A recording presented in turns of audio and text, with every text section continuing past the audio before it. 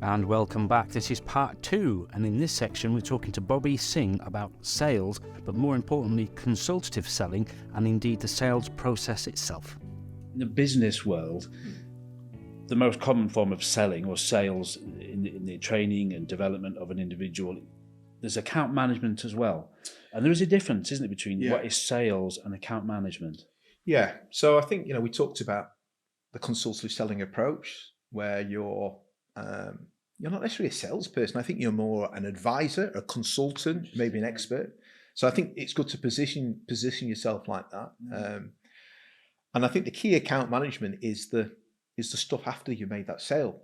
And I think it's great because you've done all the hard work now. You've made that sale, and they say the cost of winning a new customer is 6 to 7 times more of retaining that existing one. Is that right? So you've done all the hard work now. That's interesting. And so it's a real smart way, isn't it? So, you get that customer to, it's the implementation bit. So, you've sold them a product or service.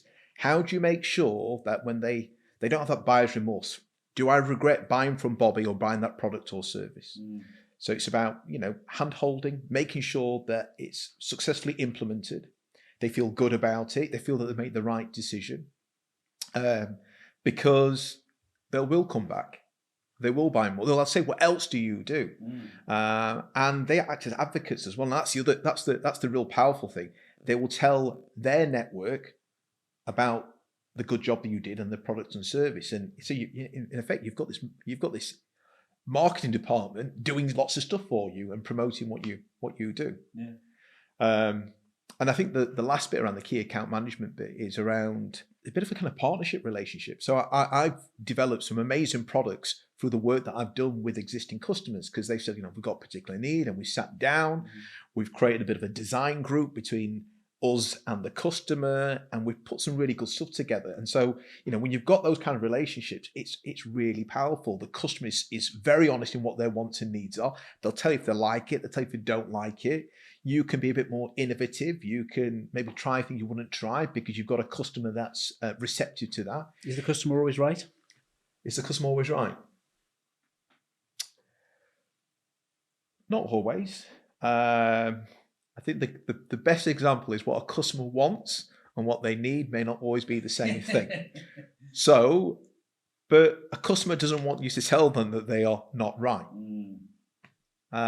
They might do, and I've had customers say, "Bobby, come on, tell me straight, tell me how it is. I trust you." And so you probably can be a little bit more candid.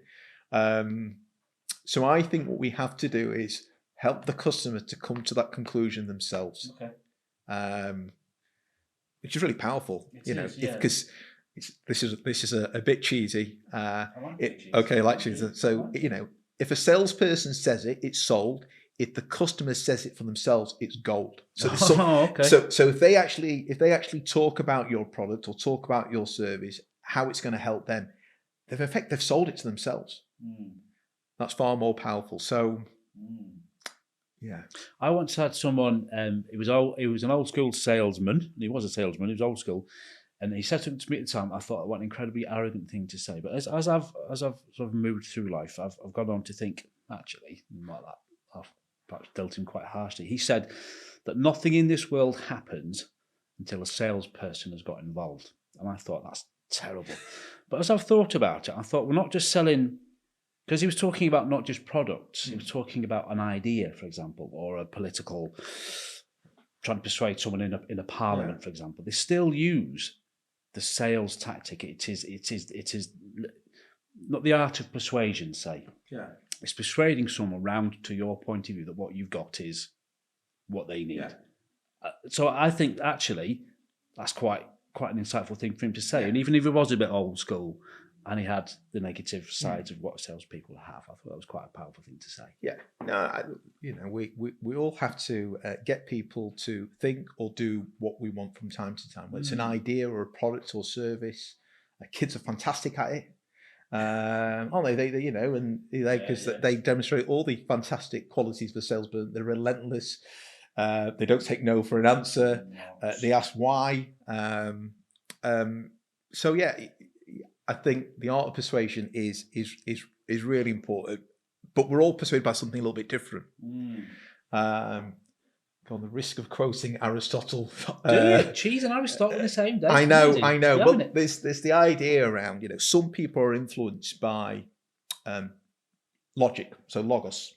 So, cause and effect, data, numbers, that really kind of steers people. You get some people that are influenced by emotions, so kind of pathos.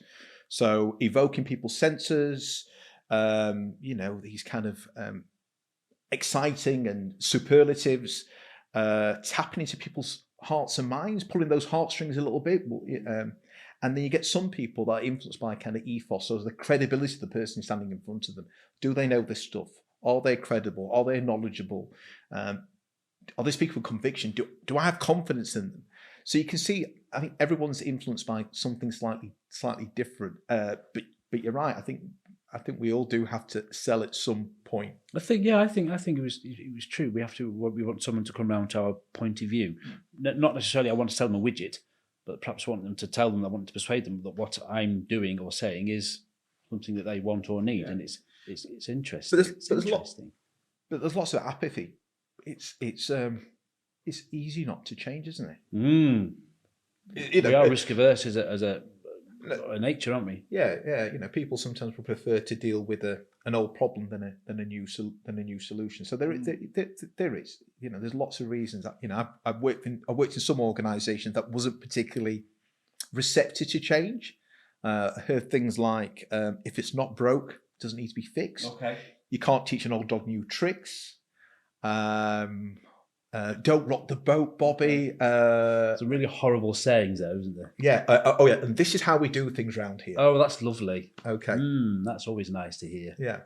When someone says that they're a salesperson or they work in sales, they often get viewed a bit like someone saying they're a psychotherapist or a psychologist and think they know something about that person, that there's somehow automatic you treat that person as you view them with suspicion. Yeah. I think that's sometimes founded in truth. We've all met people like that, but sometimes it's dealing that person particularly unfair, because you spoke about consultative selling, which is it's pretty much finding out what somebody needs and then solving their problems. Do you know what they say to me? It's the Wolf of Wall Street thing. Okay, sell me this pen. Sell me this pen.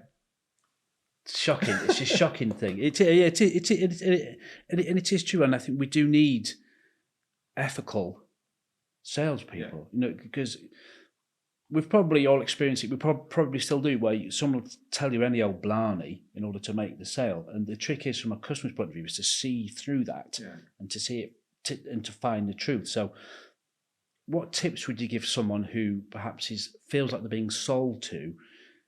What flags can someone avoid? Because there are people out there that do that kind of stuff, as we know. There's some activity before that salesperson even sits in front of you. Okay. So I think there's a little bit around, what do I want? There's some questions, what do I want? When do I want it? How's it going to help me? Who needs to be involved in making this decision? What could get in the way? What does success look like? So it's very much about, there's some questions even before that salesperson comes into the room or picks up that phone or makes contact. So there's a little bit of work to do, because I think if they can do that, then they have a real clear understanding what their requirements are. And if they know what the requirements are, then they can, view alternative options against that kind of criteria or that list of things that it needs to have or desirables perhaps. So if someone was in, let's just say they're buying, a high ticket item. Let's just say it's, I don't know, a door or a garage or a car or whatever it is. And that salesperson, they've run through a process, haven't they? What would you think the sales process is? What journeys that customer been taking on without them knowing they've been taking on it? What is a sales process? Yeah, so I guess it depends. It varies, but there's some prospecting. I assume there's approaching that customer, whichever shape and form that might be. Then there's some qualifying of the wants and needs. So lots of questioning. Beginning of the process, the kind of the fact finds. I think this. In order to be able to give them what they want or what they need, we need to ask questions. And so, it's a powerful questioning bit, but also listening as well. the bit that we forget to do, 2 ears and a mouth and all that kind of thing. So it's really important that we really listen. And then we have to offer our solution in a persuasive way. Okay. There'll always be some objection handling. Yeah. There may be some concerns that need to be resolved. And then an offer, and then some kind of close. And then the last stage, as I kind of alluded to, is that kind of post-sales activity. Mm. What happens afterwards? How do we make sure the customer's gone away happy and that they'll come back? So that's they're probably some of the stages involved in a sales process. So it's interesting for someone listening to this who's unfamiliar with sales to know that process is kind of universal, no matter what they're selling. If they want to sell something or they're being sold to, they have been taking or are taking someone on a journey from what you said from asking questions at the beginning. And it has to be done in the right order, doesn't it? If things are done out of sync, if they try and say how much something is before they've found out what it is they need, then it's gone. There's a logical. You have to take them through a journey, because of what we said earlier. People don't want to do anything different. There is that apathy, isn't there? So you've got to handhold them through that process, so it feels comfortable. We talked about the archetype salespeople. The biggest issue is when people feel uncomfortable, people feel pressured, they feel that they're being put upon. Somebody's been trying to hoodwink them. Yeah, hoodwink's a great word. Yeah, but so that's the bit where that's when a customer feels really uncomfortable. So So actually, how do we make this uncomfortable or potentially uncomfortable process more comfortable? So that's where good training comes in. Yeah. From a salesperson's point of view, to be effectively trained to know to do that, to know not to be smarmy. So I think there are some kind of basic principles around, actually, what does an effective salesperson do? What do they not do? There's also something around managing themselves. So a big part of the stuff I do around kind of consultative selling training programs is around actually managing yourself. Do you understand yourself? This is, again, quite a big statement for an afternoon, but before, if you can command yourself, you can command the world. So you've got to learn how to master yourself, manage yourself, regulate yourself, because it's a really tough world.